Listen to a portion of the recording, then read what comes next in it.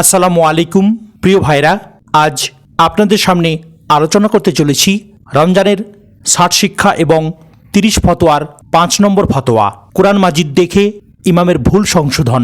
প্রশ্ন: দেখা যায় কোনো মুত্তাদি ইমাম সাহেবের ভুল সংশোধনের জন্য তারাবিতে কোরআন মাজিদ বহন করেন, অথচ ইমাম সাহেবের ভুল সংশোধনের প্রয়োজন নেই, কারণ তিনিও কোরআন মাজিদ দেখে দেখে তেলাওয়াত করছেন। এ বিষয়ে নির্দেশ কি? উত্তর: সালাতে কোরআন মাজিদ বহন করা উচিত নয়, তবে যদি দরকার হয় তবে অন্য কথা। যেমন ইমাম সাহেব কাউকে বললেন, আমি উত্তম রূপে তেলাওয়াত করতে জানি না, আমি চাই তুমি কোরআন মাজিদ নিয়ে আমার পিছনে থাকবে, যদি আমি কোনো ভুল করি তবে তা ধরিয়ে দেবে। এই জাতীয় কারণ ছাড়া মুত্তাদির কোরআন বহন করা ঠিক নয়, কারণ এতে মন অন্যদিকে চলে যায়। তাছাড়া বুকের উপর ডান হাত বাম হাতের উপর রাখার যে সুন্নাত রয়েছে তা আদায় করতে ব্যাঘাত ঘটে। উত্তম হল বর্ণিত কারণ ছাড়া এ কাজ পরিহার করা। আল্লাহ তাআলাই সর্বাধিক জ্ঞাত। ফতোয়া নম্বর ৬: সন্দেহের দিন রোজা পালন। প্রশ্ন: হতে পারে আজ রমজানের ১ তারিখ, ইহা মনে করে শাবান মাসের শেষ দিনে সতর্কতা স্বরূপ সিয়াম পালনের বিধান কি? উত্তর: সন্দেহের দিন বলতে শাবান মাসের ৩০ তারিখকে বোঝায়। ওই দিন সতর্কতা অবলম্বন করে সিয়াম পালনের বিধান প্রসঙ্গে বিশুদ্ধতম অভিমত হল ওই দিন রোজা রাখা হারাম। সাহাবী আম্মার ইবনে ইয়াসার রাদিয়াল্লাহু তাআলা আনহু বলেছেন, যে ব্যক্তি সন্দেহের দিন রোজা রাখল সে রাসূল করিম সাল্লাল্লাহু আলাইহি সাল্লামের অবাধ্য হল। দ্বিতীয়ত, সন্দেহের দিন সিয়াম সাধনাকারী আল্লাহর দেয়া সীমা অতিক্রম করল, কেননা আল্লাহ তাআলার সীমা হল কেহ রমজানের চাঁদ না দেখে বা চাঁদ প্রমাণিত না হলে রমজানের রোজা রাখবে না। তাই তো রাসূল করিম সাল্লাল্লাহু আলাইহি সাল্লাম বলেছেন, তোমাদের কেহ যেন রমজান মাসকে ১ বা ২ দিন বৃদ্ধি না করে, তবে যার অন্য কোনো নিয়মিত সাওম সেদিনে হয়ে যায় তার কথা ভিন্ন। রমজানের ১ তারিখ সন্দেহ করে রোজা রাখা যাবে না, আল্লাহ তাআলাই সর্বাধিক অবগত। ফতোয়া নম্বর ৭: ডাক্তার যদি রোজা রাখতে নিষেধ করেন। প্রশ্ন: এক ব্যক্তি কঠিন হাঁপানি রোগে ভুগছে, ২ বছর পর্যন্ত তার চিকিৎসা চলছে, ডাক্তার তাকে রমজানে রোজা রাখতে নিষেধ করেছে, তাকে বলেছে যদি সে সিয়াম পালন করে তবে রোগ বাড়বে। এ অবস্থায় সিয়াম বর্জনের বিধান কি? উত্তর: আল্লাহ রাব্বুল আলামিন বলেন, যে কেহ রমজান মাস পাবে সে যেন রোজা রাখে, আর যে রোগাক্রান্ত অথবা ভ্রমণে থাকে সে যেন অন্য সময়ে আদায় করে নেয়। সূরা বাকারা আয়াত নম্বর ১৮৫। অর্থাৎ রোগের কারণে রোজা পালনে যদি কষ্ট হয় অথবা সুস্থতা লাভে ভিন্ন ঘটে, তাহলে সে রমজানে রোজা পালন না করে অন্য সময়ে আদায় করবে। তাই তো আল্লাহ তাআলা বলেন, আল্লাহ তোমাদের জন্য যা সহজ তা চান, যা কষ্টকর তা চান না। সূরা বাকারা আয়াত নম্বর ১৮৫।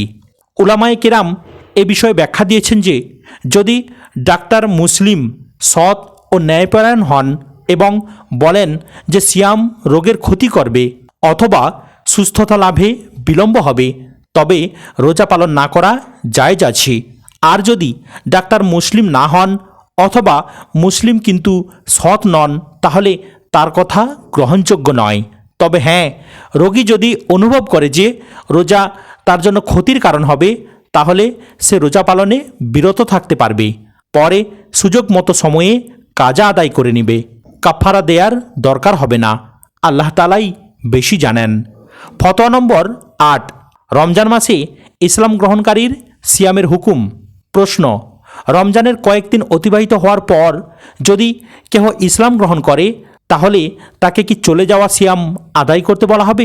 উত্তর: না, তাকে পূর্বের রোজা আদায় করতে হবে না, কেননা সে তখন কাফের ছিল, আর কাফের থাকাকালীন সময়ে যে নেক কাজ অতিবাহিত হয়ে গেছে তাকে তা আদায় করতে হবে না। আল্লাহ তাআলা বলেন, যারা কাফির তাদের বলে দাও, যদি তোমরা কুফরির অবসান ঘটাও তাহলে তিনি তোমাদের অতীতে যা কিছু গেছে তা মাফ করে দিবেন। সূরা আনফাল আয়াত নম্বর ৩৮। দ্বিতীয়ত, রাসূলুল্লাহ সাল্লাল্লাহু আলাইহি সাল্লামের যুগে যারা ইসলাম গ্রহণ করেছে তাদের কাউকে অতীতের সালাত, সিয়াম ও জাকাত আদায় করতে আদেশ করা হয়নি। কিন্তু কথা থেকে যায়, সে রমজানের দিনের মধ্যবর্তী সময়ে ইসলাম গ্রহণ করে, তাহলে তাকে কি খাওয়া দাওয়া, যৌন সম্ভোগ থেকে বিরত থাকতে হবে না কাজা আদায় করতে হবে? এ বিষয়ে ওলামাদের মধ্যে মতভেদ আছে। তবে বিশুদ্ধতম মত হল তাকে দিনের অবশিষ্ট সময়টা খাওয়া দাওয়া থেকে বিরত থাকতে হবে, কাজা আদায় করতে হবে না। কেননা দিনের শুরুতে যখন রোজা ওয়াজিব হওয়ার সময় এসেছে তখন তার উপর তা ওয়াজিব হয়নি। তার মাসালাটা ওই কিশোরের মতো যে দিনের মধ্যবর্তী সময়ে বালেগ হয়েছে, তাকে বিরত থাকতে হবে, কাজা করতে হবে না। ফতোয়া নম্বর 9, রোজা অবস্থায় প্রয়োজনে তৈল ও সুরমার ব্যবহার। প্রশ্ন, রোজা অবস্থায় মাথায় তৈল ব্যবহার করা, চোখে সুরমা দেয়া, রান্নার সময় স্বাদ গ্রহণ করা ও থুতু গিলে ফেললে রোজা কি মাকরুহ হয়? উত্তর, মাথায় তৈল ব্যবহার করলে, চিরুনি দ্বারা আঁচড়ালে অথবা চোখে সুরমা ব্যবহার করলে রোজা মাকরুহ হয় না। ডেকচি হাঁড়ির স্বাদ পরীক্ষা করলে, থুতু গিলে ফেললে অথবা মাছি গলায় চলে গেলে রোজা মাকরুহ হয় না। রোজাদার গরমের প্রখরতার কারণে পোশাক পানিতে ভিজিয়ে তা দেহে রাখতে পারবে, এর দ্বারা রোজা মাকরুহ হবে না। আব্দুল্লাহ ইবনে মাসুদ রাদিয়াল্লাহু তাআলা আনহু বলেন, যখন তোমাদের কেউ রোজা রাখবে তাকে তৈল ব্যবহার এবং চিরুনি ব্যবহার করা প্রয়োজন। হাসান রাদিয়াল্লাহু তাআলা আনহু বলেন, রোজাদারের জন্য নাকে ঔষধ ব্যবহার ক্ষতিকর নয়, তবে শর্ত হলো গলায় না পৌঁছতে হবে। আব্দুল্লাহ ইবনে আব্বাস রাদিয়াল্লাহু তাআলা আনহু বলেন, রোজাদার ডেকচি হাঁড়ির স্বাদ পরীক্ষা করলে রোজার কোনো ক্ষতি হবে না। আতা এবং কাতাদা রহমতুল্লাহ আলাইহি বলেন, রোজাদার নিজের থুতু গিলে খেতে পারবে। হাসান রাদিয়াল্লাহু তাআলা আনহু বলেন, যদি মাছি রোজাদারের গলায় চলে যায় তাতে কোনো অসুবিধা হবে না। আব্দুল্লাহ ইবনে উমর রাদিয়াল্লাহু তাআলা আনহু রোজা অবস্থায় কাপড় ভিজিয়ে তা দেহে রাখতেন। ফতোয়া নম্বর 10, সালাতে অধিক নড়াচড়া করা প্রসঙ্গ। প্রশ্ন, আমি কোনো ভাইকে দেখেছি তারা মসজিদে নামাজ অর্থাৎ সালাত আদায় করার সময় নড়াচড়া করেন, কখনো আবার এক পা সামনে নিয়ে যান, এতে কি সালাত বাতিল হয়ে যায়? উত্তর, মূলত প্রয়োজন ব্যতীত সালাতে নড়াচড়া করা মাকরুহ, তবে সালাতের মধ্যে নড়াচড়া করা 5টি ভাগে ভাগ করা হয়েছে, যেমন 1 ওয়াজিব নড়াচড়া, 2 হারাম নড়াচড়া, 3 মুস্তাহাব নড়াচড়া, 4 মুবাহ বা জায়েজ নড়াচড়া, 5 মাকরুহ নড়াচড়া। 1 ওয়াজিব বলতে বোঝায় এমন নড়াচড়া যার উপর সালাত শুদ্ধ হওয়া নির্ভর করে, যেমন সালাত অবস্থায় কারো পাগড়িতে নাপাক বস্তু দেখা গেল, তখন ওয়াজিব হবে নড়াচড়া করে নাপাক বস্তুটি ফেলে দিয়ে পাগড়িকে নাপাকি থেকে সংরক্ষণ করা। যেমন হাদিসে এসেছে যে একদিন রাসূলুল্লাহ সাল্লাল্লাহু আলাইহি ওয়াসাল্লাম সালাতে ইমামতি করছিলেন, এমত অবস্থায় জিবরিল আলাইহিস সালাম এসে বললেন যে আপনার জুতায় নাপাকি আছে। তখন তিনি সালাতের মধ্যে জুতা খুলে ফেললেন ও সালাতে নিমগ্ন থাকলেন। এমন আরেকটি দৃষ্টান্ত হলো কিবলা পরিবর্তনের মাসালা। সকলে সালাতে মগ্ন ছিলেন, একজন এসে সংবাদ দিলেন কিবলা পরিবর্তন হয়েছে, সাথে সাথে সকলে সালাতের মধ্যেই ঘুরে গেলেন। 2 আর হারাম নড়াচড়া বলতে বোঝায় কোনো ধরনের প্রয়োজন ব্যতীত অনর্থক অধিক নড়াচড়া করা, এতে সালাত বাতিল হয়ে যায়। যা সালাত বাতিল করে তা সালাতের মধ্যে করা হারাম বলেই গণ্য এবং আল্লাহর বিধানের সাথে বিদ্রুপ করার অন্তর্ভুক্ত।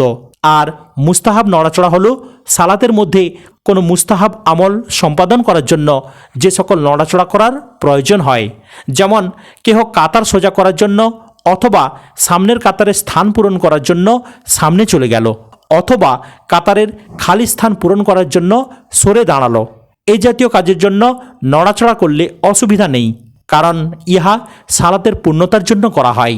তাই তো হাদিসে এসেছে সাহাবী ইবনে আব্বাস রাদিয়াল্লাহু তাআলা আনহু সালাত আদায়ের জন্য রাসূলুল্লাহ সাল্লাল্লাহু আলাইহি সাল্লামের বাম পাশে দাঁড়িয়েছিলেন, তিনি তাকে ধরে পিছন দিক থেকে ডান পাশে এনে দাঁড় করিয়ে দিলেন। 4 আর মুবাহ নড়াচড়া হলো প্রয়োজনে নড়াচড়া করা, কম হোক বা বেশি। যেমন রাসূলুল্লাহ সাল্লাল্লাহু আলাইহি ওয়াসাল্লাম সালাত আদায়রত অবস্থায় তার নাতনি উমামাহ বিনতে জয়নবকে কোলে তুলে নিতেন। যখন তিনি সেজদায় যেতেন তখন তাকে রেখে দিতেন। এ হলো প্রয়োজনে অল্প নড়াচড়া করার উদাহরণ। প্রয়োজনে অধিক নড়াচড়া করার দৃষ্টান্তও রয়েছে। যেমন আল্লাহ রাব্বুল আলামিন ঘোষণা করেন, তোমরা সালাতের প্রতি যত্নবান হবে, বিশেষত মধ্যবর্তী সালাতের, এবং আল্লাহর উদ্দেশ্যে তোমরা বিনীতভাবে দণ্ডায়মান হবে। যদি ভয়ের সম্ভাবনা থাকে তবে পথচারী অথবা আরোহী অবস্থায় সালাত আদায়ে যত্নবান হবে। যখন তোমরা নিরাপদ বোধ করো তখন আল্লাহকে স্মরণ করবে, যেভাবে তিনি তোমাদের শিক্ষা দিয়েছেন, যা তোমরা জানতে না। সূরা বাকারা আয়াত নম্বর 238 এবং 239। পথ চলা অবস্থায় সালাত আদায় করলে বেশি নড়াচড়া করতে হয়, কিন্তু ইহা প্রয়োজনে, তাই তা সালাত ভঙ্গ করবে না। 5, আর উপরে উল্লিখিত নড়াচড়া ব্যতীত যত ধরনের নড়াচড়া আছে সবগুলো মাকরুহ নড়াচড়া বলে গণ্য।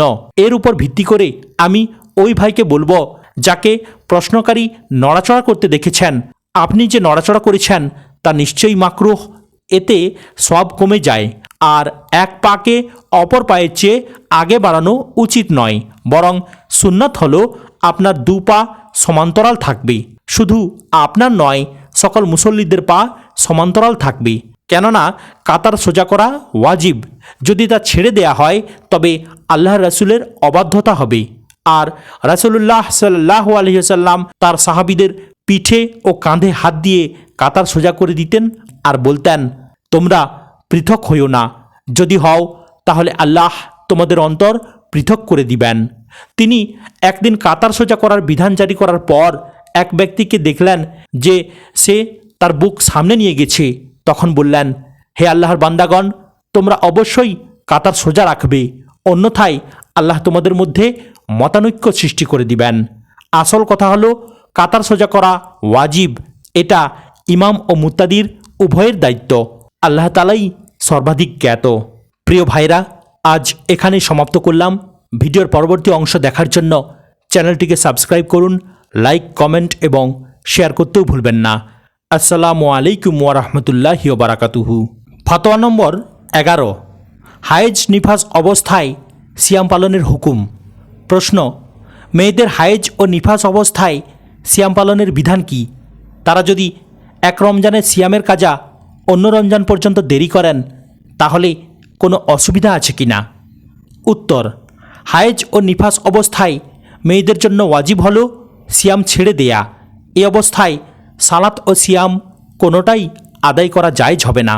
সুস্থতার পর তাদের সিয়াম কাজা আদায় করতে হবে, সালাতের কাজা আদায় করতে হবে না।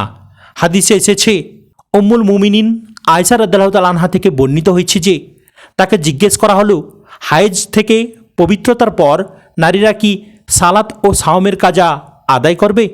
তিনি বললেন, এ অবস্থায় আমাদের সিয়ামের কাজা আদায় করতে নিষেধ দেয়া হয়েছে, সালাতের নয়। বুখারী ও মুসলিম। সিয়াম কাজা করা আর সালাত কাজা না করা প্রসঙ্গে উম্মুল মুমিনিন আয়েশা রাদিয়াল্লাহু তাআলা আনহা যা বলেছেন, উলামায়ে কিরাম তার সাথে একমত পোষণ করেছেন, অর্থাৎ ইজমা বা ঐক্যমত প্রতিষ্ঠিত হয়েছে। এই বিধানে আল্লাহর এক অনুগ্রহের প্রকাশ ঘটেছে। সিয়াম বছরের একবার আসে বলে তা কাজা করা কষ্টকর হয় না, কিন্তু সালাত কাজা করার বিধান হলে তা কষ্টকর হয়ে যেত। যদি শরঈ ওজর অর্থাৎ সঙ্গত কারণ ছাড়া কেহ এক রমজানের সিয়ামের কাজা অন্য আরেক রমজানের পর পর্যন্ত দেরি করে তাহলে সে এ কাজের জন্য তাওবা করবে, কাজা আদায় করবে এবং প্রত্যেকটি রোজার পরিবর্তে একজন মিসকিনকে খাবার দান করবে। এমনিভাবে রোগাক্রান্ত ব্যক্তি ও মুসাফির যার উপর রোজার কাজা আদায় করা সহ কাফফারা দিতে হবে, অর্থাৎ প্রতিটি সাওমের পরিবর্তে একজন মিসকিনকে খাবার দিতে হবে এবং তাওবা করবে। আল্লাহ তাআলাই বেশি জানেন। ফতোয়া নম্বর 12, হায়েজ থেকে পবিত্র হওয়া। প্রশ্ন, যদি হায়েজবর্তী মহিলা ফজরের ওয়াক্তের আগে তার হায়েজ বন্ধ হয়ে যায় এবং সে ফজরের ওয়াক্ত আরম্ভ হওয়ার পর গোসল করে তাহলে তার বিধান কি? উত্তর, যার হায়েজ সুবহে সাদেকের পূর্বে বন্ধ হয়েছে কিন্তু গোসল করেছে ফজরের ওয়াক্ত শুরু হওয়ার পর, তার রোজা বিশুদ্ধ হবে। মূল কথা হলো নারীর নিশ্চিত হতে হবে যে সে হায়েজ থেকে মুক্ত হয়েছে। দেখা যায় অনেক নারী মনে করে যে তার হায়েজ বন্ধ হয়েছে, অথচ তা বন্ধ হয়নি। তাই তো সাহাবায়ে কিরামের যুগে অনেক নারী আয়েশা রাদিয়াল্লাহু তাআলা আনহার কাছে কাপড়ের টুকরা নিয়ে এসে তাকে দেখাতেন যে তারা হায়েজ থেকে মুক্ত হয়েছেন কিনা। তিনি তাদের বলতেন, তোমরা তাড়াহুড়া করে হায়েজ বন্ধ হয়েছে মনে করো না, যতক্ষণ না সাদা পানি দেখো। অতএব তাড়াহুড়া না করে নারীদের নিশ্চিত হতে হবে যে তার হায়েজ এ মেয়াদের জন্য একেবারে বন্ধ হয়েছে কিনা। যখন সে নিশ্চিত হবে তখন সাওমের নিয়ত করবে। যদিও সে গোসল ফজরের ওয়াক্ত শুরু হওয়ার পর করে, তাতে সাওমের নিয়ত করতে অসুবিধা নেই, কিন্তু সাথে সাথে তাকে সালাতের বিষয়ে যত্নবান হতে হবে। ফজরের সালাত ওয়াক্ত মতো আদায় করার জন্য তাড়াতাড়ি গোসল করবে। কোনো নারীকে দেখা যায় তারা ফজরের ওয়াক্তের মধ্যে হায়েজ মুক্ত হয়, কিন্তু ভালোভাবে গোসল করার অজুহাতে সে সূর্য উদয়ের পর গোসল করে। এরকম করা ঠিক নয়, কেননা তার জন্য ওয়াজিব হলো তাড়াতাড়ি গোসল করে ফজরের সালাত ওয়াক্ত মতো আদায় করা। এমনিভাবে যার উপর গোসল ফরজ হয়েছে তার মাসালাও অনুরূপ। সে যদি ফজরের ওয়াক্ত আরম্ভ হওয়ার পর গোসল করে তাতে সিয়ামের নিয়ত করতে কোনো অসুবিধা হবে না। আল্লাহ তাআলাই সর্বাধিক জ্ঞাত। ফতোয়া নম্বর 13, মৃত ব্যক্তির পক্ষ থেকে রোজা আদায় করা। প্রশ্ন, যাবে? মৃত ব্যক্তির পক্ষ থেকে কাজা রোজা আদায় করা কি যাবে? উত্তর, মৃত ব্যক্তির কাজা রোজাসমূহ তার ওয়ারিসদের আদায় করে দেওয়া উচিত। আয়েশা রাদিয়াল্লাহু তাআলা আনহা হতে বর্ণিত, তিনি বলেন, নবী করিম সাল্লাল্লাহু আলাইহি ওয়াসাল্লাম বলেছেন, কোনো ব্যক্তি মৃত্যুবরণ করলে আর তার উপর ফরজ রোজা অবশিষ্ট থাকলে তখন তার ওয়ারিসগণ কাজা আদায় করে দিবে। বুখারী, মুসলিম। ফতোয়া নম্বর 14, থুথু গিলে ফেলার বিধান কি? রোজা পালনরত অবস্থায় যদি থুথু গিলে ফেলে তাতে অসুবিধা আছে কিনা? উত্তর, রোজা পালনকারী যদি মুখে অবস্থিত থুথু গিলে ফেলে তাতে কোনো অসুবিধা নেই। আর এ মশালায় ওলামাদের মধ্যে কোনো মতানৈক্য নেই, কেননা বারবার থুতু ফেলা যেমন কষ্টকর তেমনি থুতু না গিলে থাকাও সম্ভব নয়। কিন্তু কাশি ও শ্লেষ্মা যদি মুখে এসে যায় তবে তা ফেলে দিতে হবে। সিয়াম সাধনা অবস্থায় তা গিলে ফেলা নাজায়েজ, কেননা কাশি ও শ্লেষ্মা থুতুর মতো নয়। আল্লাহ তাআলাই সর্বাধিক জ্ঞাত। প্রিয় ভাইরা, একসাথে 10টি ফতোয়া এখন আপনাদের সামনে আলোচনা করলাম। ভিডিওর পরবর্তী ফতোয়াগুলো দেখার জন্য চ্যানেলটিকে সাবস্ক্রাইব করুন, লাইক, কমেন্ট এবং শেয়ার করতেও ভুলবেন না। আসসালামু আলাইকুম ওয়া রাহমাতুল্লাহি ওয়া বারাকাতুহু।